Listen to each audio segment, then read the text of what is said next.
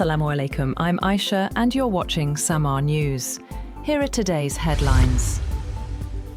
Qatar's Foreign Ministry spokesperson, Dr. Majid bin Mohammed Al Ansari, has praised Pakistan for its role in facilitating negotiations, highlighting its close cooperation and mediation efforts in supporting the talks. According to the statement issued by the ministry, Al Ansari has also welcomed the commitment of the United States and Iran to diplomatic solutions, while thanking Saudi Arabia, Turkey, Egypt and the United Arab Emirates for helping create conditions conducive to advancing the negotiation process.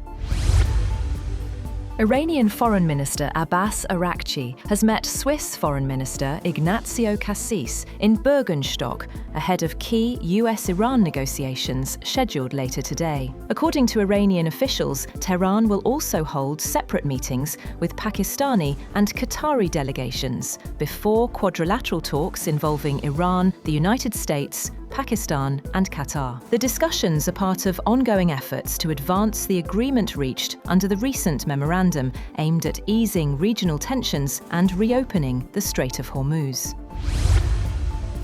Pakistan says technical-level talks between the United States and Iran will be held today in Bürgenstock, Switzerland, with mediators from Pakistan and Qatar also participating. The Foreign Office said the discussions aim to advance implementation of the Islamabad Memorandum of Understanding, which was signed earlier this month to end the conflict and stabilize the region. Pakistan said it will continue to facilitate the process as mediator. The talks follow the signing of the US-Iran agreement that outlines steps, including the reopening of the Strait of Hormuz and easing of maritime restrictions, though details remain under negotiation. Officials said this will be the first formal implementation meeting after the MOU, with further diplomatic engagements expected, alongside efforts to maintain regional stability.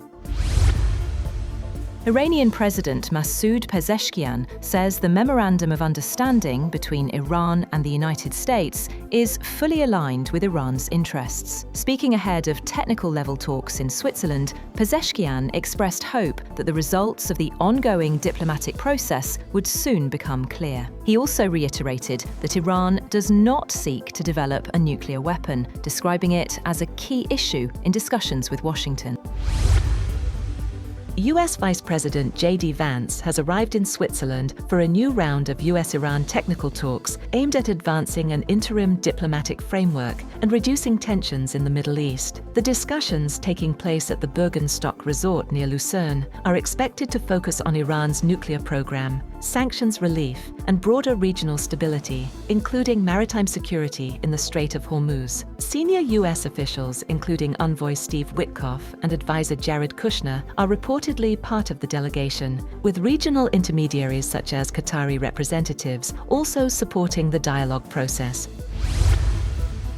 Meanwhile, a high-level Iranian delegation led by Parliament Speaker Mohammad Bagher Khalibaf has also arrived in Switzerland today to review implementation of commitments under the US-Iran Memorandum of Understanding. Iranian officials said the visit is not for new negotiations, but to assess whether agreed obligations are being fulfilled, as Tehran insists that progress toward a final deal depends on full compliance by all sides. Foreign Ministry spokesperson Esmail Baghai said Iran's approach is based on a commitment-for-commitment principle, warning that implementation, not signatures, will determine the success of the agreement. He added that several provisions, in Iran's view, remain unfulfilled.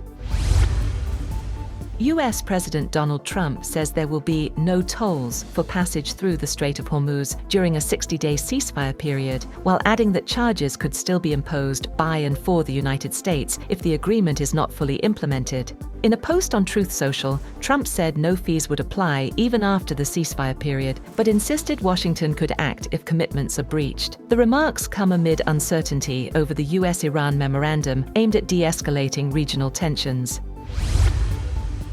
Israeli strikes in Lebanon killed at least 20 people, Lebanon's state media said, just a day after a ceasefire with Hezbollah came into effect. Israel said the attacks were in response to more than 50 projectiles fired by Hezbollah overnight, while the group accused Israel of repeated ceasefire violations and warned of retaliation. Lebanese authorities reported airstrikes across southern Lebanon and the Bekaa Valley, including a deadly hit on a residential building in Tyre district. Both sides traded blame as fighting continued, despite the truce. A UK government source has dismissed reports claiming Prime Minister Keir Starmer is preparing to resign, insisting he remains focused on governing despite political speculation. The clarification follows media reports suggesting Starmer could announce a resignation timeline as early as Monday. The government source rejected the claims, saying the Prime Minister is continuing his official duties and has made no such plans.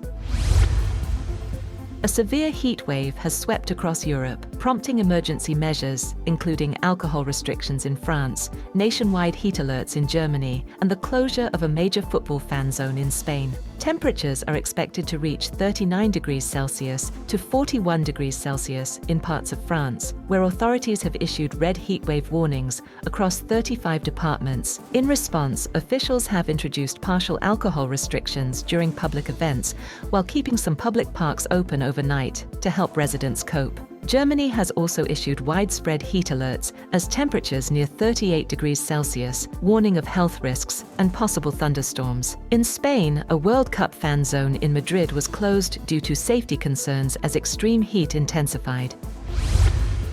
That's all for now. For more updates, visit www.sammaa.tv. Thank you for watching SAMAA News.